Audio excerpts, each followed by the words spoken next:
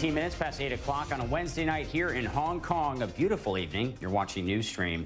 The first delivery of aid from the Red Cross has arrived for the desperate population in Venezuela. The health minister says the shipment includes things like emergency kits, generators, and tanks to store water. Hospitals struggling with power outages right now. There's a shortage of medicine. Some of those will also be receiving supplies. And while Venezuela's crisis has left many people struggling just to find food and water, the basics, there are others in the country who are sitting pretty, making millions of dollars from drug trafficking. After a months-long CNN investigation, we have learned that Venezuela is becoming a cocaine courier, using a vast smuggling network through Central and South America. CNN senior international correspondent Nick Payton-Walsh has our exclusive report. Below is a cocaine superhighway, enriching Venezuela's corrupt elite and bringing coke to American streets. These thin lines are secret pathways from Colombia's cocaine farming heartlands below, across into neighboring Venezuela. From there, billions of dollars of the drug are smuggled north in tiny planes, US and regional officials have told CNN, aided by Venezuela's army and elite.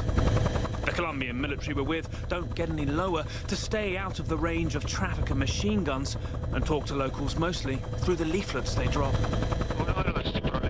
We've stopped drug flights out of Colombia, he tells me, but not from places we don't control.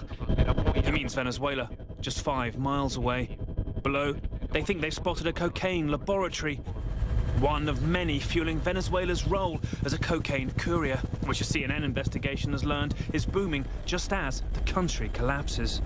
240 tons went from Colombia to Venezuela in 2018, up a third in 1 year, a US official told us, which could fetch $40 billion on US streets. That traffic happening down below, one possible reason, it's alleged, why so many in the Venezuelan army and government are reluctant to give up on Nicolas Maduro. They're simply making too much money. The trade remains mostly secret inside Venezuela, on the other side of the border here. But we were able to learn more about these illegal routes in from recent defectors from the Venezuelan Army Border Patrol and about how their officers ordered them to let cross specific trucks carrying cocaine. For 5 years, this sergeant got those orders often 3 times a week. The cars that crossed both weapons and drugs were pickups, and we would be told the color and make of the truck and when, usually just after dawn or dusk.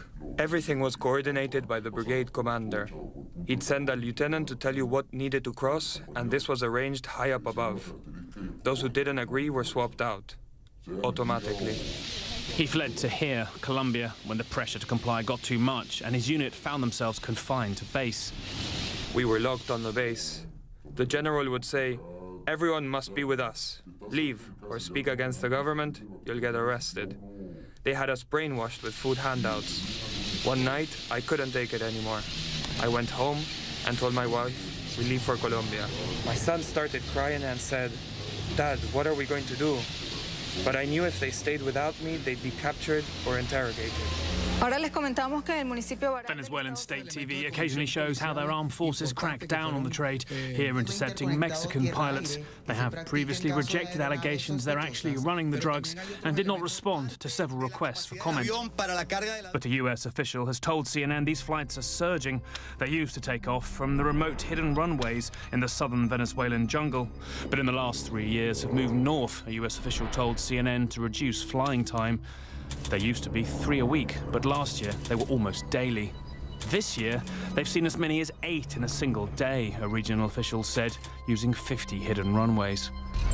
CNN has seen a confidential US radar map approximated here that shows the sharp turn left the planes from Venezuela take before landing on the remote Central American coastline off of Honduras before the cocaine travels north through Mexico to the United States. Honduras is where we pick up the trail of this booming traffic again, on the coastline below, turned into a surreal graveyard of narco planes. The cocaine cargo they carry is worth so many millions, the plane itself is just a fraction in $1 billion deal. So many are discarded like used plastic bottles all over the jungle. Or crammed here into one river bend. The troops we're with don't want to be on camera for their safety. Some of these have their markings torn off to make the job of working exactly where they came from even harder. America's drug habit is where the money, the rot, all begins. But that same open market also supplies a key part of the logistics here. Well, the fires deprived most of this plane of kind of distinguishing characteristics, but you can still see N4 there, N meaning this plane originated in the United States.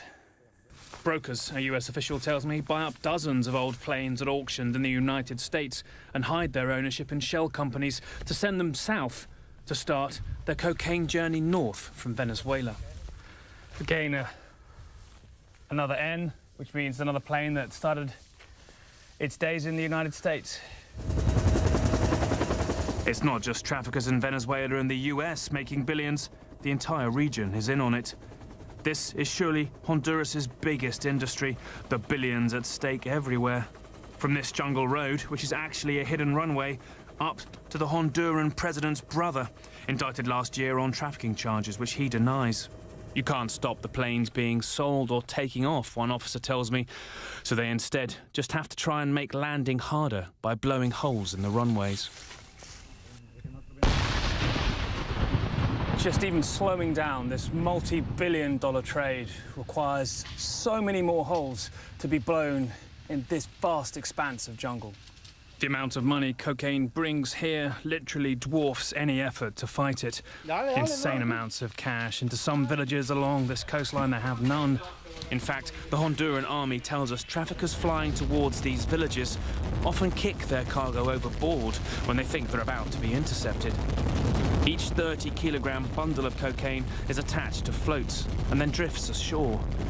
They then pay these communities of fishermen $150,000 for each recovered bundle. It's a calculus for corruption that most officials I spoke to admit beggars belief, and that no police or aid operation can really hope to challenge. One that sees the collapsing Maduro government as the alleged couriers cashing in fast in a region of desperate delivery men. Nick Payton-Walsh is just back from uncovering that story, and he joins me now live from London. Nick, just incredible what you saw on the ground there. But my question is, we know the money is massive. How widespread, though, is the corruption believed to be within the Maduro government, and how big of a factor is it believed to be in keeping him in power? Well, it's interesting. US government officials have alleged for some years now that key players around Nicolas Maduro, often his number two to some degree, or rather they've indicted Tariq al-Assaimi and Diosdado Cabello, who have sort of served as his kind of ranking number two deputies over the last years. They've both been indicted and sanctioned because of American officials' allegations that they are essentially profiting from or assisting in running the drug trade through Venezuela. And they have both denied that quite forcefully, and they have not stood trial for it at all, because those indictments are, of course, in the United States. So two opinions there. But if you look at how that machine functions, as we saw ourselves, there's a lot of evidence. As I say, the Venezuelan government didn't respond to our requests for comment for that report, but a lot of evidence suggesting that Venezuela's territory is a key conduit for all of that. And the key point here, Will, is that Colombia's, with some American assistance, they say, more or less shut down their airspace to these illegal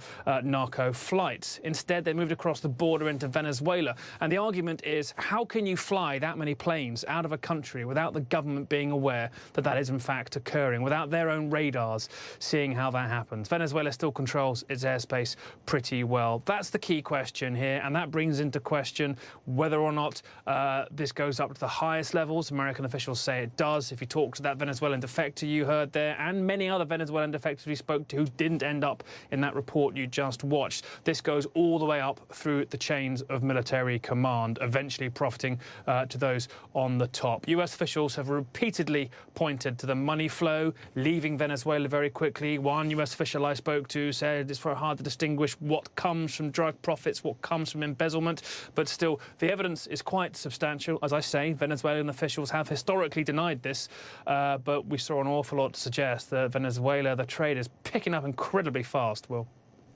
And of course, none of it would be possible without an ample supply of paying customers in the United States. Nick Payton-Walsh, thanks for that incredible reporting. We appreciate it.